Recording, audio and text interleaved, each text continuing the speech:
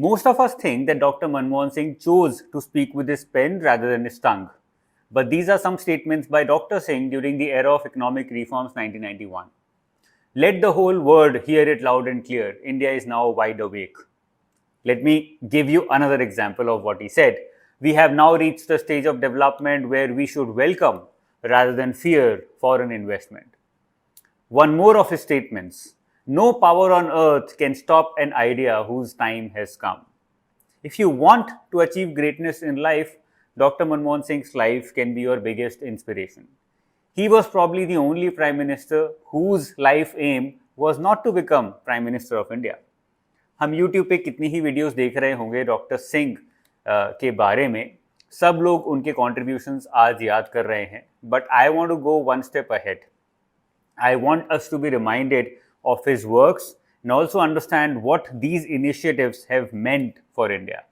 I also want to talk about the future of India if we want to use his initiatives and take our country forward towards more reforms. This video is going to be intense. Fasten your seatbelts if you want to learn something new and interesting today. Let's begin. So here on the screen, you can see very clearly about what I've written about life of Dr. Manmohan Singh. First, we will try and have an understanding about what he studied, what he researched on, and how he used his learnings while he was a student and while he was also a teacher into the arena of politics. Shortly discussing about his life, he did his BA and MA in economics in the year 1952 and 1954, both graduation and masters from Punjab University.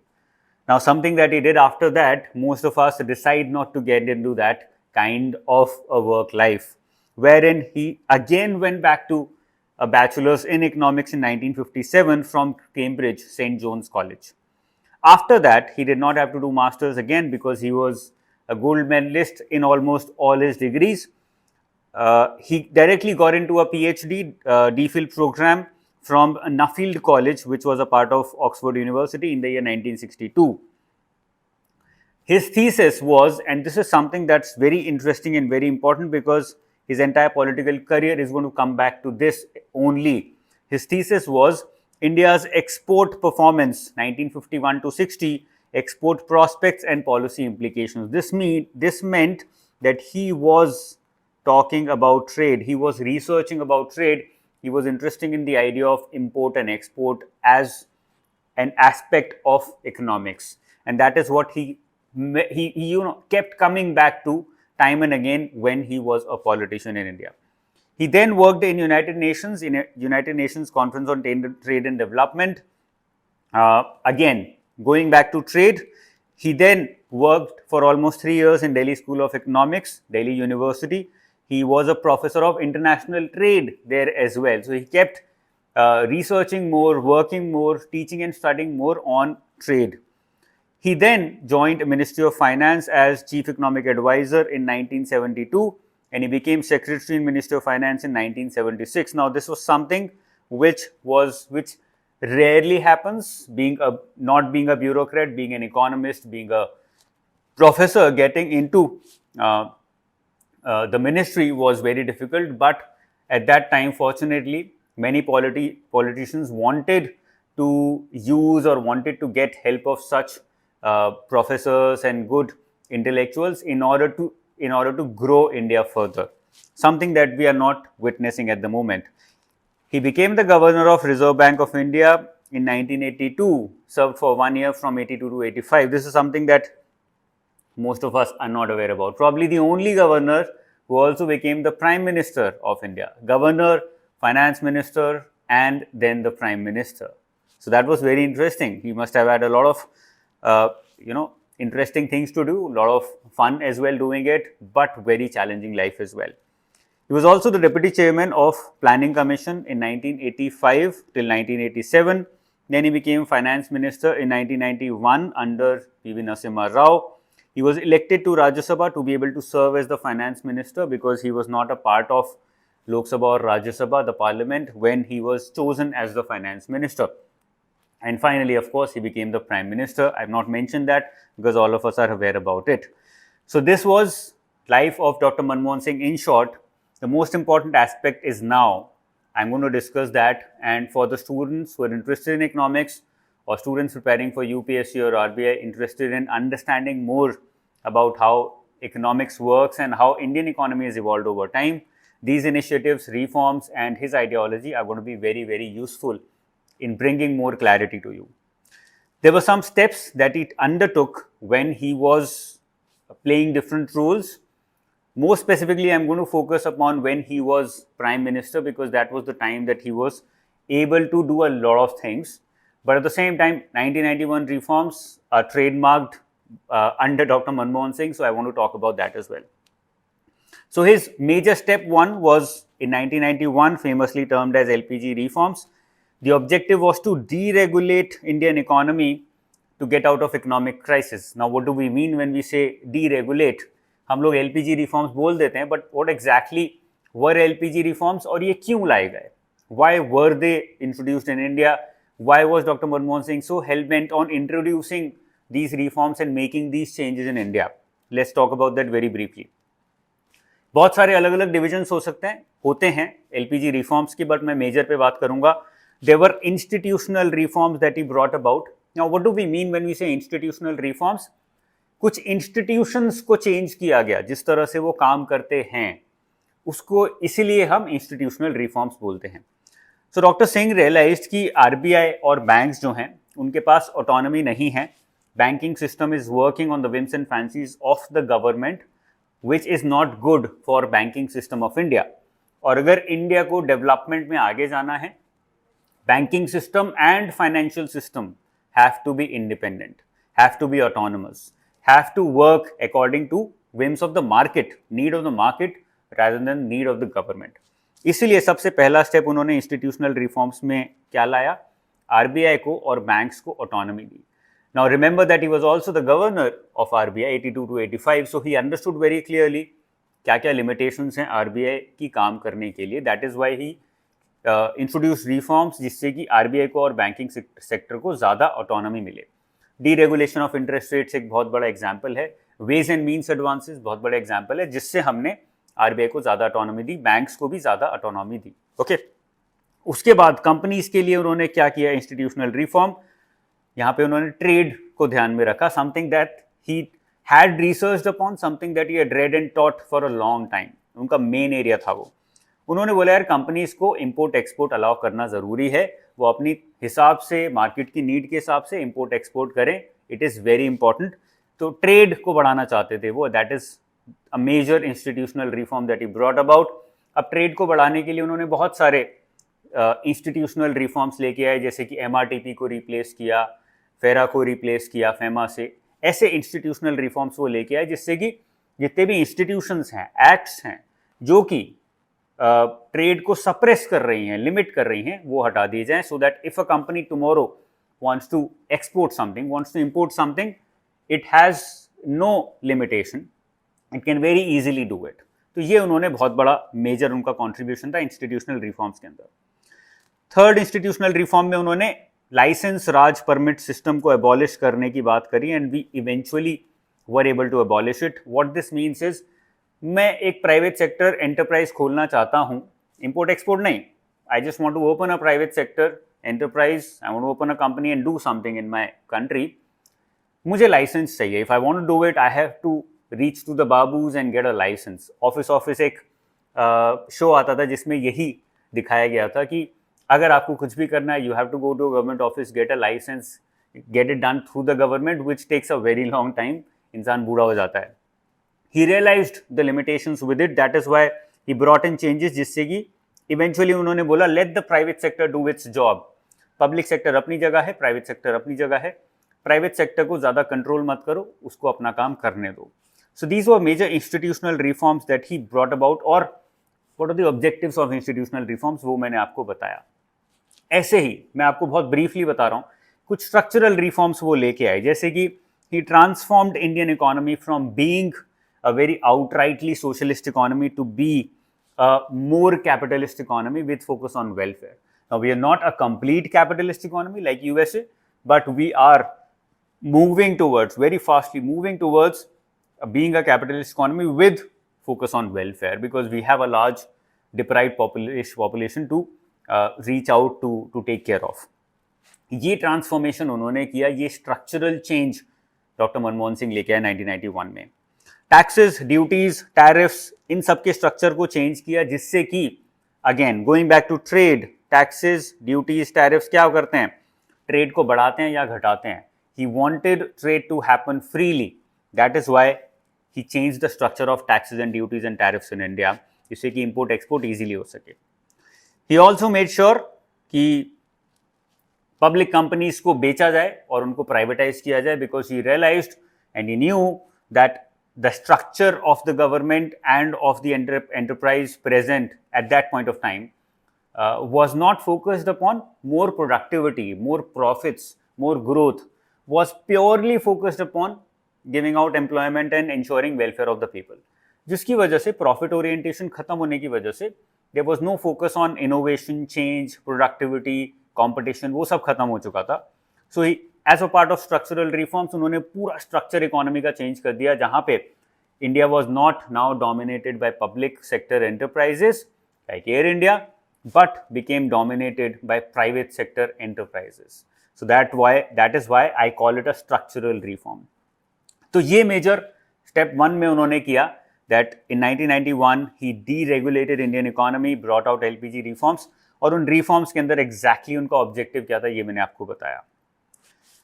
But there was something that we missed in 1991. हमने कुछ miss किया. He came back to these points later and tried to fulfill them as well in his second, third and fourth step जिसकी मैं बात करूंगा. But मैं बता देता हूं आपको briefly what exactly did we miss in 1991. सबसे पहले he missed human capital development.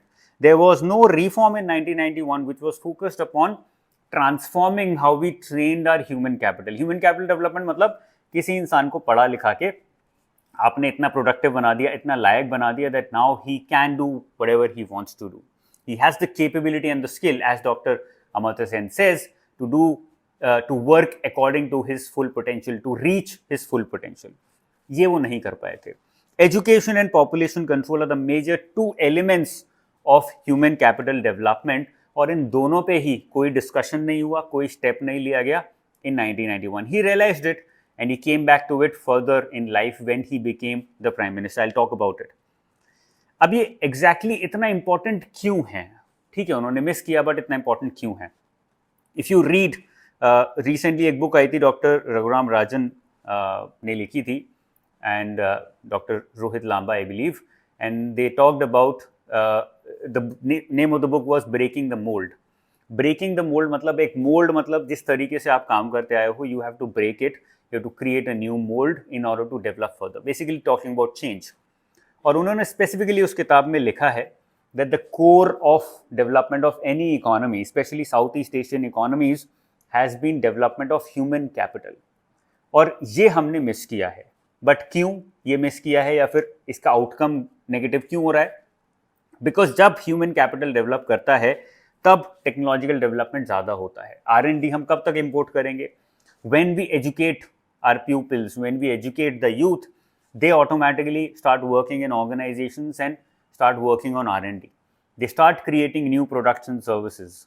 उससे इकोनॉमी में टेक्नोलॉजिकल डेवलपमेंट होता है.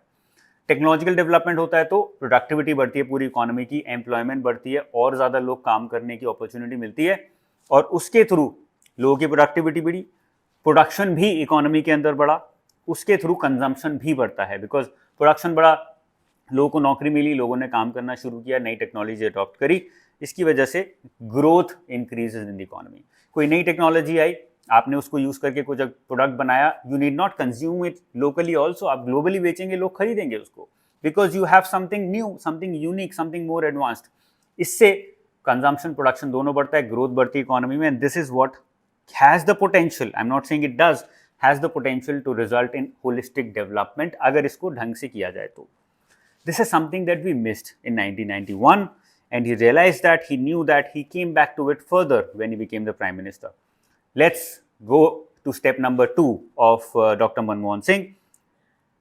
He followed something called as capitalism plus welfare economics as the Prime Minister of India. Exactly, उन्होंने economics plus welfare capitalism plus welfare दोनों को कैसे बैलेंस आउट किया वो देख लेते हैं. In 2005, he launched MG Narega to create basic infrastructure using own human capital in rural areas. अब MG नरेगा का ऑब्जेक्टिव खाली ये नहीं था when it was launched and even today कि हम लोगों को बस ऐसे ही पैसे दे दें.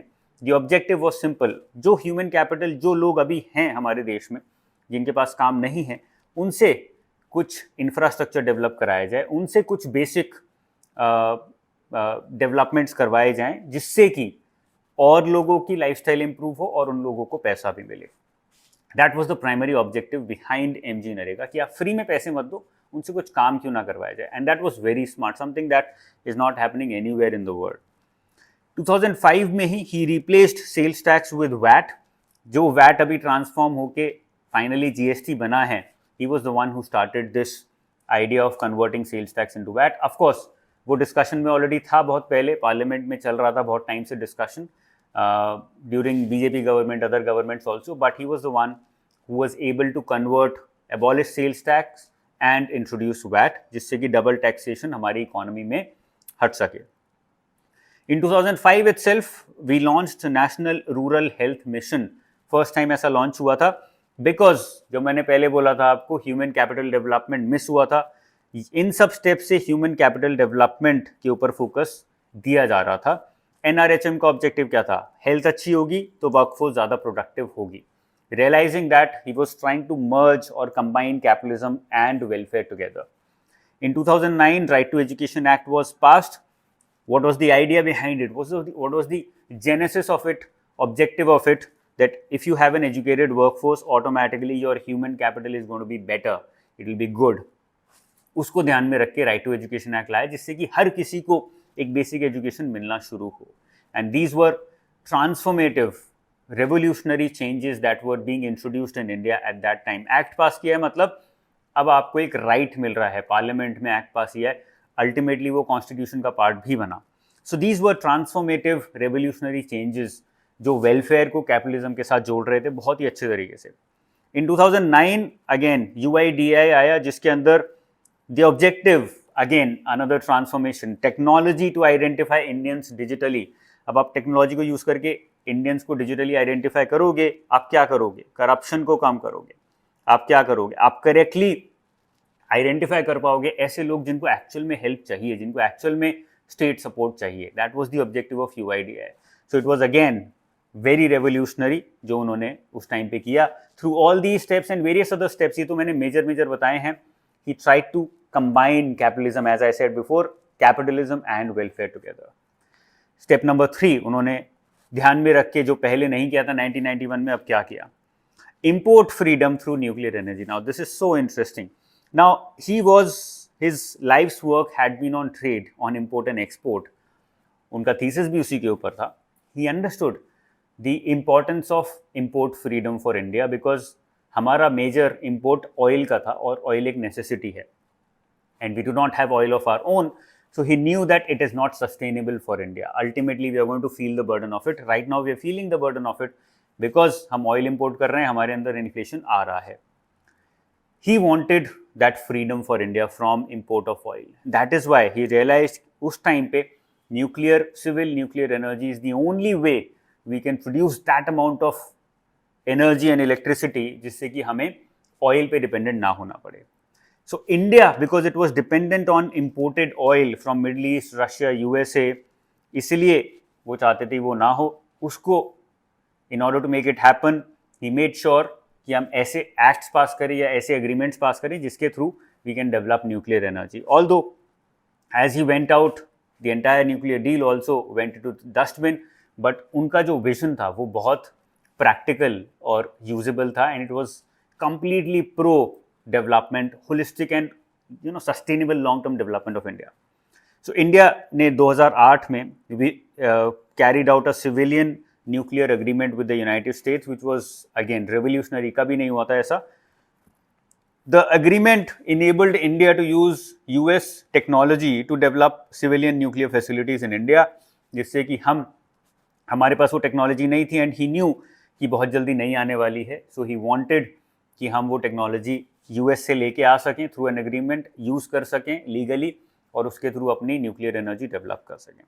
So this was a revolutionary change. लोग खाली बोलते हैं सिविलियन न्यूक्लियर डील था, बट वो क्यों था?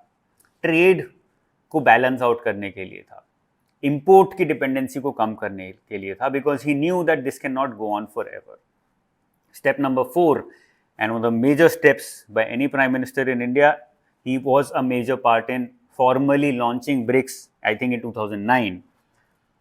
क्यों किया ये? Because he wanted trade to happen more between global south economies, because he knew कि जब तक हम डिपेंडेंट रहेंगे डेवलप्ड इकोनॉमीज पे, ग्लोबल नॉर्थ पे, हमारे को आर्म ट्विस्ट करते रहेंगे ये लोग, and we will not be able to develop. Therefore he wanted a new lobby, a new bloc of the global south. So he was a major part of forming BRICS, जिसकी वजह से south के region, Brazil, Russia, India, China, South Africa, ये सब साथ में मिलकर एक दूसरे से ट्रेड करें और एक दूसरे की कंट्रीज़ को ग्रो करने में हेल्प करें, बिकॉज यहाँ पॉपुलेशन एडवांटेज काफ़ी ज़्यादा था. So these were all the major steps that were taken by doctor Manmohan Singh.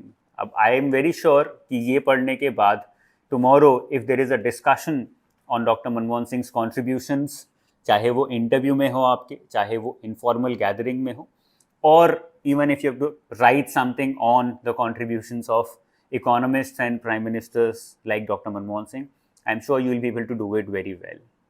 This was all from my side. I'm very sure you loved it. Please leave your comments in the comment section below, जिससे मुझे पता लगे कि आप ये देख रहे हो तो आपको कैसा लग रहा है. The research that has gone into understanding and sewing together his ideas, his thoughts, his ideology, I'm sure you have gained something new out of it. I'll see you very soon. Till then, all the best. Take care. Bye-bye. Jai Hind.